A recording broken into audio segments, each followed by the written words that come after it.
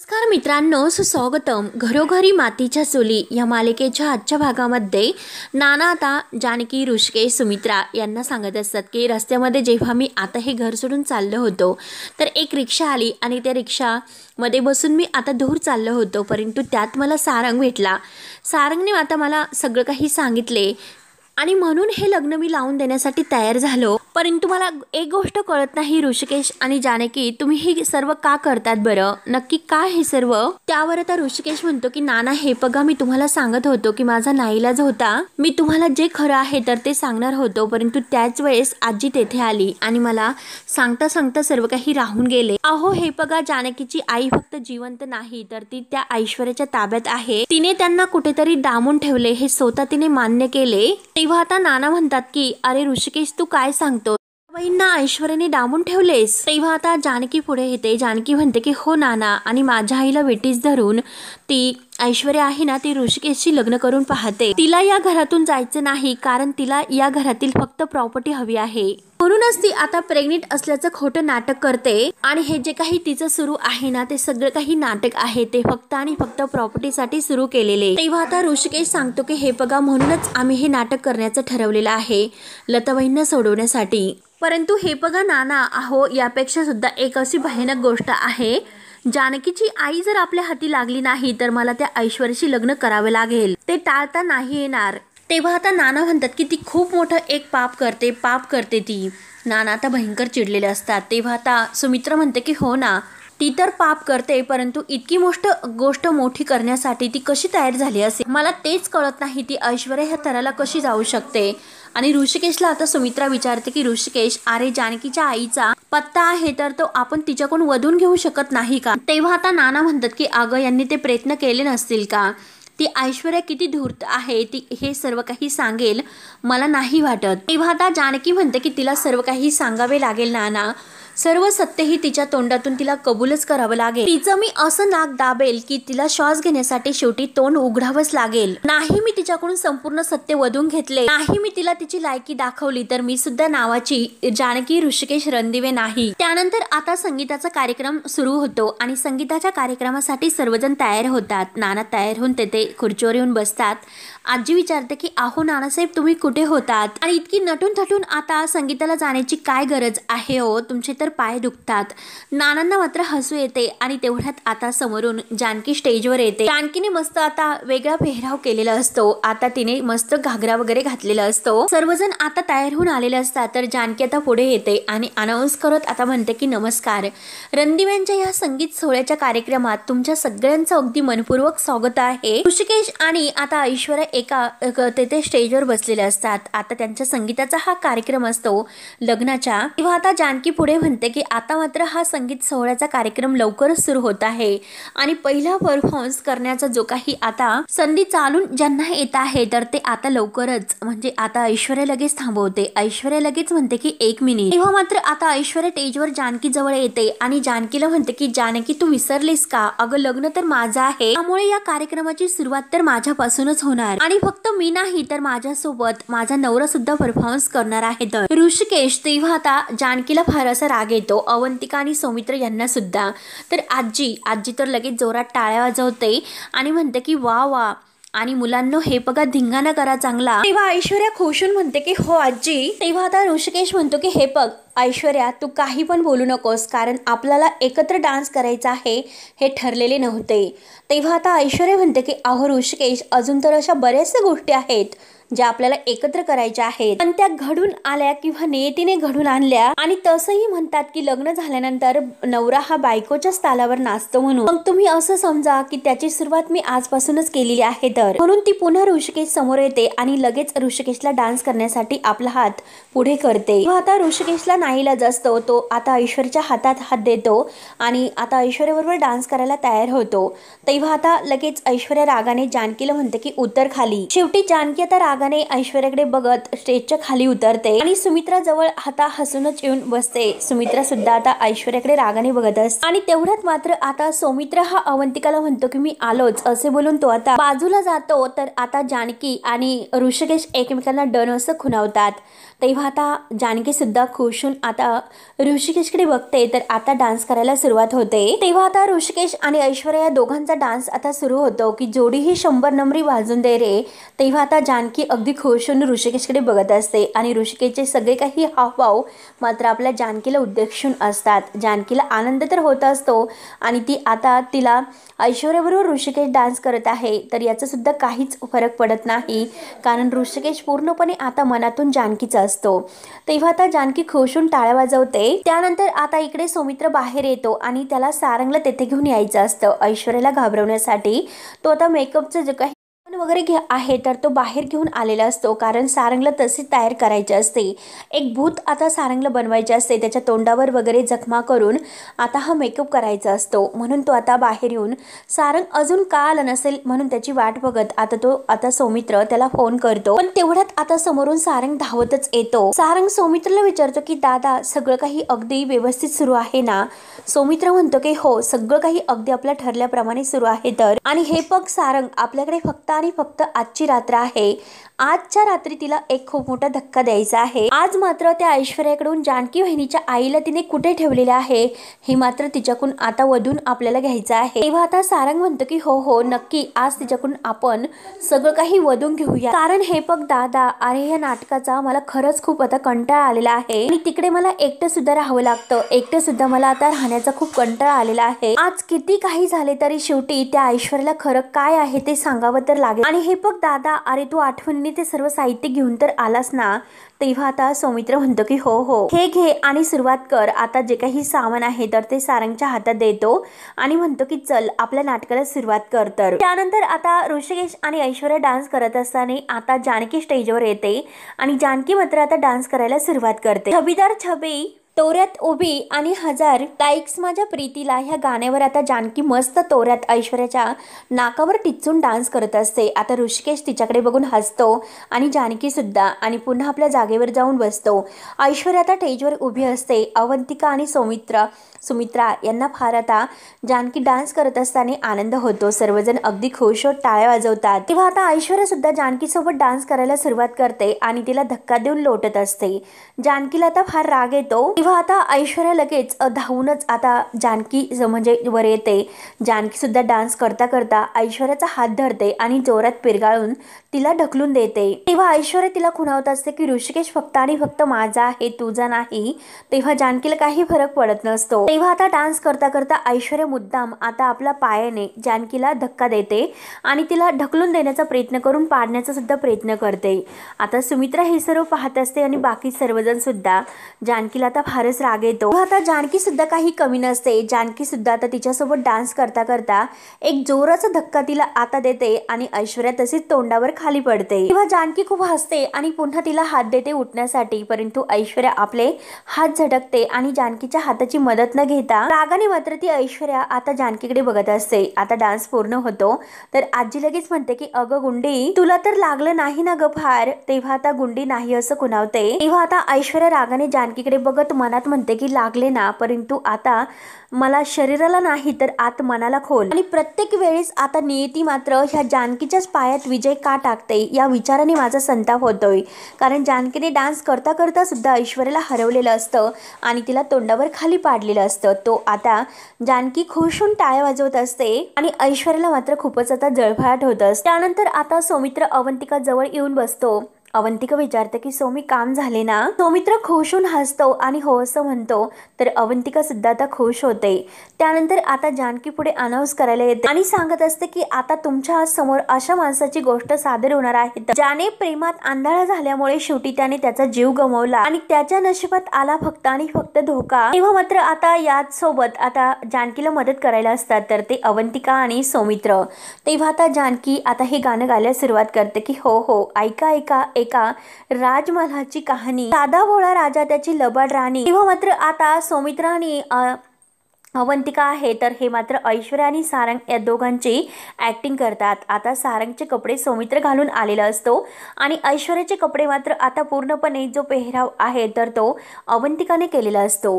आता जे काही ऐश्वर्या आणि सारंगमध्ये घडत आहे अगदी तेच त्या गाण्यामध्ये दाखवले जाते आणि तसे ॲक्टिंग मात्र आता अवंतिका आणि सौमित्र करतात. अवंतिका मात्र आता ऐश्वर्याचे जे काही हावभाव आहेत अगदी सारंगशी वागण्याचे अगदी परफेक्ट तसे करत असते आणि सौमित्रसुद्धा आता सारंगचं अगदी ॲक्टिंग परफेक्ट करत असतो. तेव्हा आता हे सर्व बघितल्यानंतर आता ऐश्वर्याला सारंग सोबत घालवलेले क्षण आठवतात. कारण सारंग आपल्या किती पुढे पुढे करून आपल्यावर प्रेम करत असतो आणि आपण प्रत्येक वेळेस त्याचा रागराग करत असतो. अगदी जे काही घडलेले आहे अगदी तशीच ॲक्टिंग करत मात्र आता हे सर्व करत असतात. तर सौमित्र आता खाली बसतो आणि अवंतिका मस्त खुर्चीवर बसलेली असते. ऐश्वर्या जसे वागत आहे एकदम तसेच दाखवले जाते. आता जानकी पुढे येते, सौमित्रला समजावते, पण जसा सारंग आता कुणाचं काही ऐकायला तयार नसतो तशीच ॲक्टिंग आज सौमित्रने केलेली असते आणि हे सर्व ऐश्वर्याच्या लक्षात येते. तेव्हा मात्र आता सारंगची नंतर जी काही अगदी ती परिस्थिती झालेली असते की डोळ्यात पाणी त्याच्या येत असते, हे सर्व सुद्धा ॲक्टिंग आता हे सर्व करतात. आता ऐश्वर्याच्या सर्व काही लक्षात येते. जे काही आता घडलेले आहे अगदी सारंग आणि ऐश्वर्याच्या आयुष्यामध्ये ऐश्वर्या सारंगशी जे काही वागली, आता त्याचा जो काही भोळाबावडा चेहरा आहे तर त्याचा फायदा घेऊन तिने आता थोडंसं गोड वागून अगदी त्याच्याकडून सर्व काही करून घेतले, हे सुद्धा आता अगदी ॲक्टिंग करत दाखवले जाते. ऐश्वर्याचे तर आता खडकनी डोळे उघडतात. कारण आता जो काही पुन्हा अवंतिकाने साडी वगैरे घालून ऐश्वर्याचाच लुक केलेला असतो त्यानुसार आता ऐश्वर्याला सर्व काही ओळखते. तेव्हा मात्र आता डान्स करता करता आता सारंग सुद्धा त्यांच्यामध्ये आलेला असतो.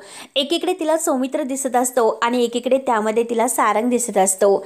आता हे सर्व जे काही केलेले आहे ते बरोबर प्लॅननुसार केलेले आहे. ऐश्वर्या मात्र आता सारंगला जेव्हा बघते तेव्हा आता ऐश्वर्याच्या पायाखालची जमीनच सरकते. तेव्हा मात्र आता लगेच जानकी सुद्धा अगदी रागावूनच ते गाणं म्हणत असते की नाही नाही, असल्या गुन्ह्याला माफी नाही. तेव्हा ऐश्वर्या इकडे तिकडे बघते, तिला सारंगच सर्वत्र दिसत असतो आणि आता तिच्या शेजारी सुद्धा तिला सारंगच बसलेला दिसतो, डोक्याला जखमा वगैरे.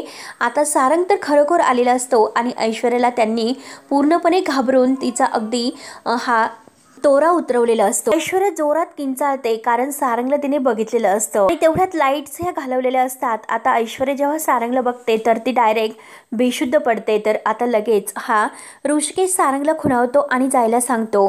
आता सारंग तिथून थोडंसं बाजूला झाल्यानंतर आता लगेच लाईट्स चालू होतात. सगळेजण धावतच आता ऐश्वर्या जवळ येतात. तर जानकी आणि ऋषिकेश एकमेकांकडे बघत असतात त्यांचा प्लॅन सक्सेस झाला म्हणून. त्यानंतर मात्र जानकी आणि ऋषिकेश आता ऐश्वर्याला घेऊन रूममध्ये येतात. आता तिला तेथे बेडवर झोपवतात.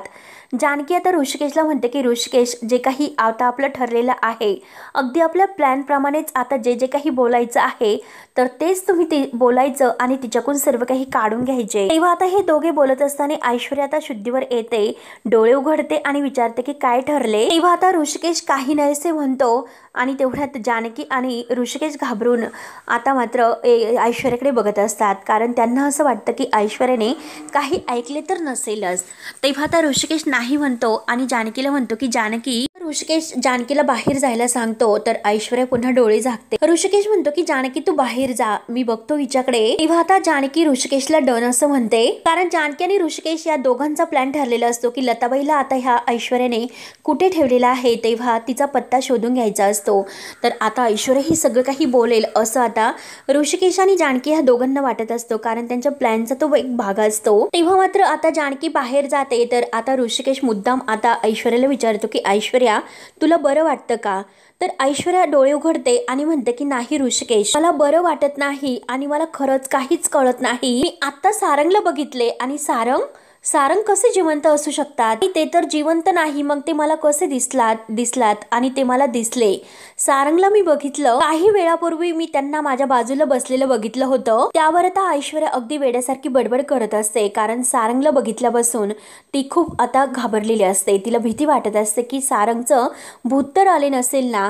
तेव्हा आता ऋषिकेश म्हणतो की ऐश्वर्या हे बघ जरा शांत हो. अगं तू इतकी पॅनिक होऊ नकोस, तुला भात झाला असेल. आता ऋषिकेशला तर माहिती असते की सारंग नक्की आहे आणि तो ऐश्वर्याला घाबरण्यासाठी आलेला असतो आणि ऐश्वर्याला आता तो मुद्दाम आधार देतो तिच्याकडून ते सत्य वधून घेण्यासाठी.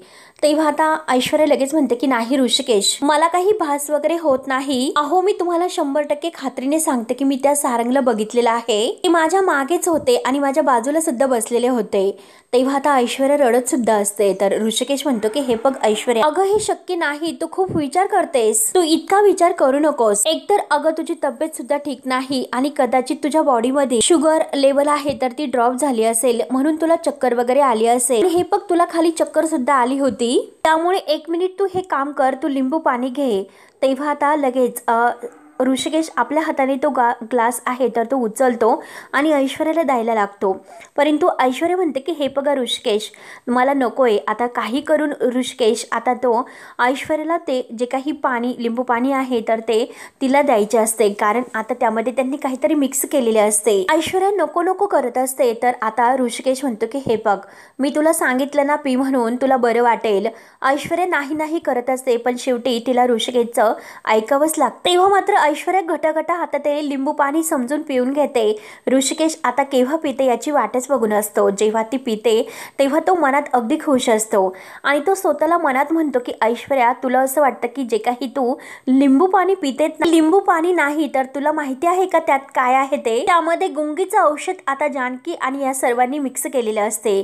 आणि आता इकडे जानकी सुद्धा सगळं काही आता सौमित्र, अवंतिका आणि नाना यांना सांगत असते की त्यामध्ये आम्ही आता जे गुंगीचं औषध आहे तर ते मिक्स केलेलं आहे आणि ते लिंबू पाणी समजून ऐश्वर्याला प्यायला दिलेले आहे. तर आम्ही सर्वांनी मिळून ऐश्वर्याच्या लिंबू सरबतामध्ये गुंगीचं औषध मिसळलेलं आहे. तर तेव्हा आता सुमित्रा हे सर्व ऐकल्यानंतर जानकीला विचारते की जानकी, अगं तू काय सांगतेस? परंतु हे बघ अगं, ऐश्वर्याला गुंगीचं औषध देऊन काय होणार आहे बरं? त्यावर आता जानकी म्हणते की आई हे बघा, ते पेल्याने तिचं डोकं जड होईल आणि ती तिच्या सेन्सेस मध्ये नसेल आणि आई ह्या संधीचा तर आपल्याला फायदा घ्यायचा आहे. तर या संधीचा फायदा घेऊन माझी आई कुठे तिने म्हणजे लपून ठेवलेला आहे, तर आता ते सत्य तिच्याकडून आम्ही वधून घेणार आहोत. तर त्यावर आता नाना म्हणतात की हे सर्व असे करताना भलतंच काहीतरी घडले, मग काय करणार आपण? त्यावर आता लगेच सौमित्र पुढे येतो आणि म्हणतो की हे बघा नाना, काही होणार नाही, कारण ऋषिकेश दादा आहे, तो सगळं काही व्यवस्थित सांभाळून घेईन. तर तेव्हा आता नाना म्हणतात की अरे, ऐश्वर्याकडून हे सर्व काढून घेण्यासाठी दुसरा काहीतरी योग्य मार्ग नव्हतात का? त्यावर आता जानकी म्हणते की नाही नाना. तर सुमित्रा म्हणते की अगं, पण हा डाव जर आपल्यावर लोटला तर काय करणार आपण? तेव्हा आता अवंतिका म्हणते की अहो, ती ऐश्वर्या कशी आहे तर आपल्याला सगळ्यांना माहिती आहे. ती अशा कोणत्याही कुठल्या मार्गाने कबूल होणाऱ्यातली नाही, ती काही असं कबूल करणार नव्हती, त्यामुळे आम्ही तिला ही गुंगीचं औषध दिले. तेव्हा सौमित्र म्हणतो की हो अवंतिका, तुझं एकदम खरं आहे. आणि नाना हे बघा, तुम्ही अजिबात टेन्शन घेऊ नका. आणि हे बघा, तुम्ही टेन्शन घेऊ नका, कारण आता जे काही ती गुंगीच्या नशेत बोलेल ना, तर त्यावर आता आपला पुढचा प्लॅन ठरणार आहे. तर तिने आता सर्व काही सत्य कबूल केले तर जानकी बहिणीला सोडवण्यासाठी सुद्धा त्यातून आपल्याला एक खूप मोठा असा पुरावा मिळणार आहे. तेव्हा आता नाना म्हणतात की बरोबर आहे आणि देव करो लवकरात लवकर त्या ऐश्वर्याच्या तोंडातून लताबाईंचा पत्ता कळून देत. तेव्हा आता सर्वजण ते व्यवस्थित होण्याची वाटच बघून असतात. त्यानंतर आता इकडे लताबाई जेथे रूम मध्ये आहे तर तेथे आता माया ही बाथरूमला आत गेल्यानंतर जेव्हा ती बाहेर येते दरवाजा लावतच असते आणि तेवढ्यात तिला रॉकेलचा वास येतो. तेव्हा ती विचार करते आणि इकडे तिकडे बघते की रॉकेलचा वास कुठून येत असेल. तेव्हा मात्र आता माया बाहेरून बघते तर काय, आता लताबाईने पूर्ण आता भिंतीवर इकडे तिकडे रॉकेल अगदी म्हणजे टाकलेले असते.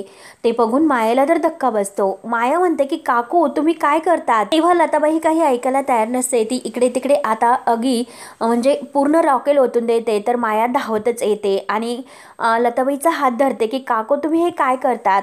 तेव्हा आता लताबाई म्हणत असते की अगं, आता हाच एक मार्ग आहे इथून बाहेर पडण्याचा, या आगीतून आपण बाहेर पडायचं. आता लताबाई काही ऐकून न घेता पुन्हा ते ड्रम मधील रॉकेल आहे तर ते इकडे तिकडे भिंतीवर टाकत असते. तेव्हा आता माया म्हणते की काकू, असला वेडेपणा करू नका, तो ड्रम माझ्याकडे दे बरं. लताबाई काही ऐकायला तयार नसते आणि ती आता सगळीकडे रॉकेल अगदी शिंपडतच असते.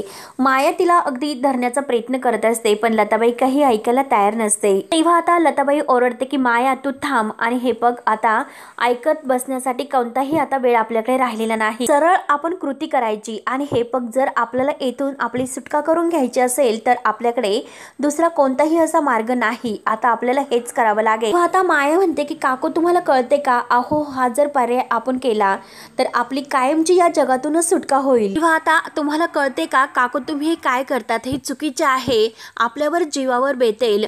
तेव्हा आता लताबाई खूप पेटलेली असते। लताबाई म्हणते की नाही हे पग आता अगं कोणताही आपल्याकडे पर्याय नाही राहिलेला नाही। आता हे लोक आपल्याला येथे डांबून ठेवतात आणि आपल्याला बाहेर सुद्धा जाण्याची कोणतीही एक संधी नाही। त्यामुळे आता हा चान्स आणि ह्या संधीचा फायदा घेऊन लवकरात लवकर आपण इथून बाहेर पडू। तेव्हा आता माया ओरडत असते आणि जो लताबाईच्या हातामधील रॉकेलचा ड्रम आहे तर तो हिसकावून घेत असते आणि म्हणते की हे बघा काकू हे जे काही करतात ना ते खूप टोकाचं आहे, इतकी मोठी रिस्क तुम्ही घेऊ नका प्लीज, माझं ऐका। तेव्हा मात्र आता लताबाई म्हणते की आता मात्र मी मागे नाही हटणार आणि आता असे करता करता ती गॅस सिलेंडरवर सुद्धा ते रॉकेल फेकते।